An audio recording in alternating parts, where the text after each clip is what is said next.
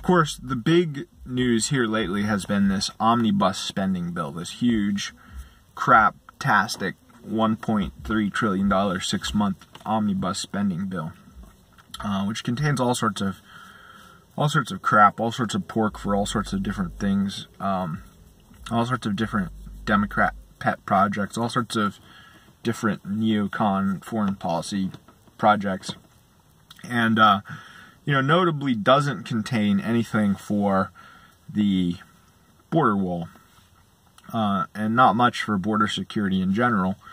Not as much even as is given to various Middle Eastern countries to protect their own borders.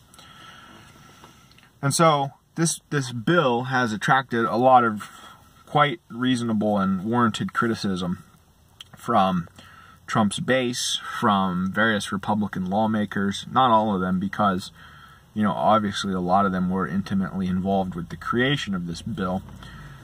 And, it's kind of hard to understand the motivations of a Republican Party that has the House, that has the Senate, that has the White House, and still does this kind of crap, which is the exact opposite of what they're elected for.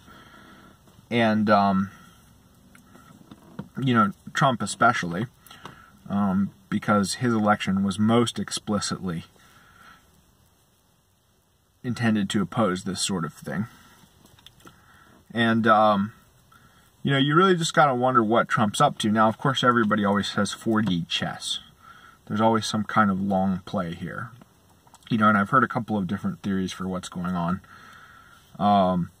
One of them is that he can use the military funding to build the wall, and that he doesn't actually have to follow an omnibus spending bill because it's not actually a budget. So Congress can do the appropriations, but the actual administration and dispensation of the funds is up to him.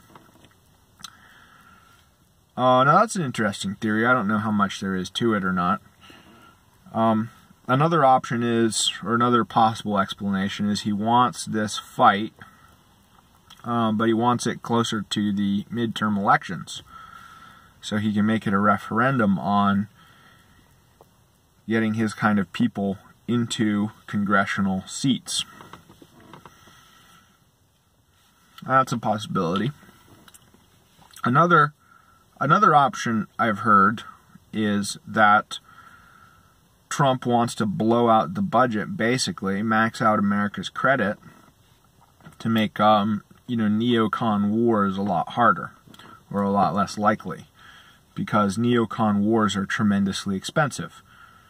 The bill for the Iraq war is likely to top $6 trillion, all told, once it's all tallied up, and it's $2 or $3 trillion right now already. And America never raises taxes to fight wars. America goes into debt to fight wars. So if you max out America's credit basically to the point where, borrowing anymore would result in a downgrade of our bond status or something like that, then hypothetically maybe you could prevent a neocon war in that way. I'm not sure that's a great trade-off if we're getting a lot of bloat and bad policy in order to prevent a tremendous boondoggle. I mean, maybe it's a worthwhile trade-off, but I just don't know if that's the best strategy. Maybe it is, maybe it isn't, or if that's even what's going on. But there are all these possible explanations for some seemingly benign motivation for signing this thing relatively quickly after teasing us with the veto. But I guess at this point, all we can say is we'll see. We'll just have to see how this plays out. And, I don't think Trump is stupid. I think he's a pretty sharp cookie. And so maybe he has something up his sleeve. Maybe he has some angle he's working here. Any kind of explanation for what at this point is probably going to be speculative. It certainly seems like an act of monumental idiocy, but I mean, he's done stuff before that has seemed that way, and perhaps that is not the most reasonable or simple explanation. you know, as popular as it is, the lucky idiot theory is maybe the most popular explanation for Trump's behavior on the left. But he did get into office. He did beat an entire slate of Republican candidates and the Democratic nominee. And that was more than just lucky idiocy. And, you know, a lot of things since then have been more than just lucky idiocy. So that seems like an unlikely explanation.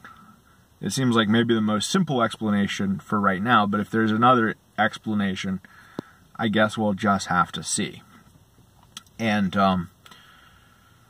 you know, as far as that goes, all we can do politically for the time being is start thinking about the midterms and how we can get some less crapulous people in there.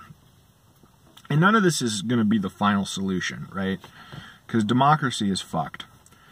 And, you know, the incentive problems and everything else are irreparable. There's no way to fix it. So all we can do by any of these means is buy ourselves some time. And, you know, that's probably all Trump can do for us, best case scenario. So, for now, you know, think about the midterms. Maybe there's going to be some angle here that is revealed, which is positive, although, you know, that is speculative, and the 4D chess stuff can get kind of annoying. But, you know, it seems unlikely on the balance that it's just simple idiocy and miscalculation.